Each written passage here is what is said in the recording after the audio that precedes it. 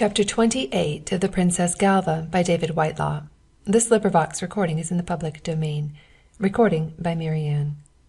Chapter 28. Edward Departs. Edward's convalescence progressed apace when once his course of action was decided upon.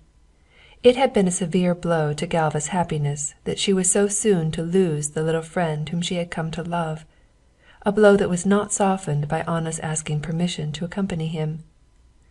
That her guardian was not sufficiently well to travel alone, however, made the woman's request a perfectly natural one, and when at last Edward and his self-appointed nurse, the farewells over, entered the carriage that was to convey them to the dockside, the Queen met the situation bravely. It was not until, from an upper window of the palace, she had seen the boat dip below the horizon, that the full extent of her loss came home to her. She remembered, with a little catch at the heart, that Edward, while seeming to answer her many questions as to his return, had really most successfully evaded them.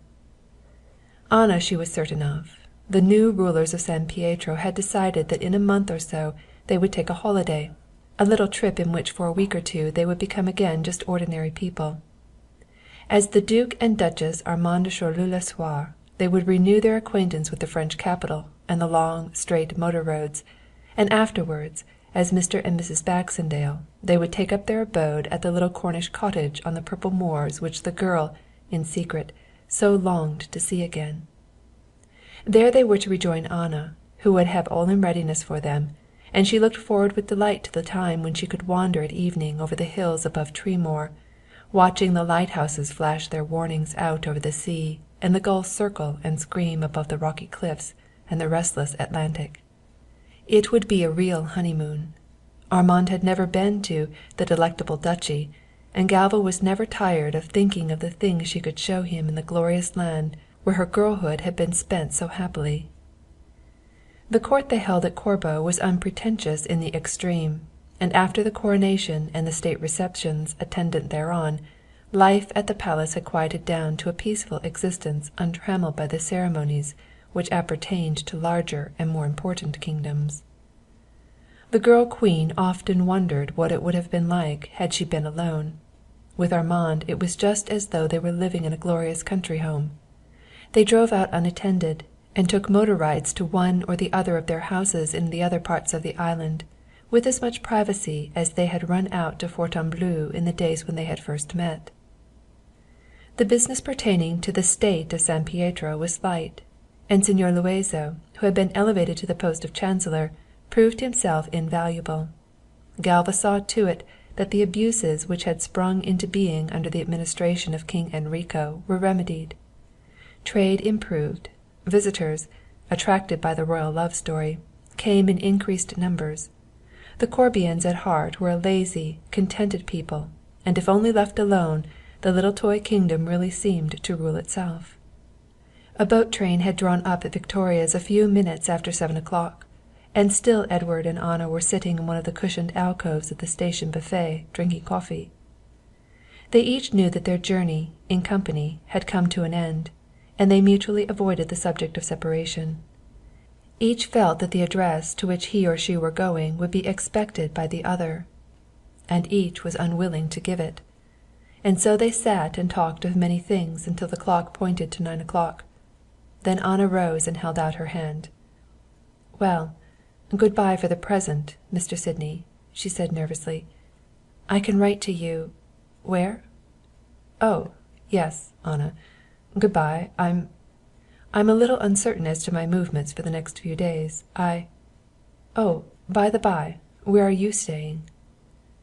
Anna Paluda bent down and took up her jewel case and handbag. "Well, Mr. Sydney, I'm like you, uncertain. I have an aunt, but she may be away. Suppose we communicate in the agony column of the Morning Post. That will be romantic, won't it?"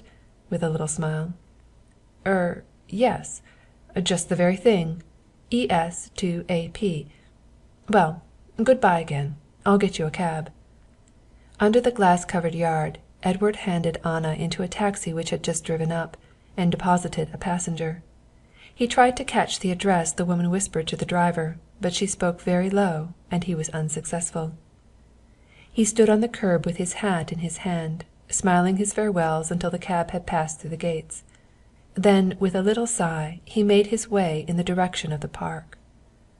"So that is all," he murmured sadly to himself. "God's in his heaven, Galva's on her throne, all's right with the world, and Edward Povey's little flutter is over." He turned slowly through the gates, and stood looking at the facade of Buckingham Palace. And as he gazed at the rows of windows, and the railed courtyard, with the sentries, his thoughts turned to another palace, a palace under a blue sky, and which overlooked a glittering jewel city in the sun-kissed waters of a southern sea. "God bless my little queen," he said, and turned and walked to where the lights of Piccadilly were shining in the sky. He wandered aimlessly along among the evening throng of pleasure-seekers.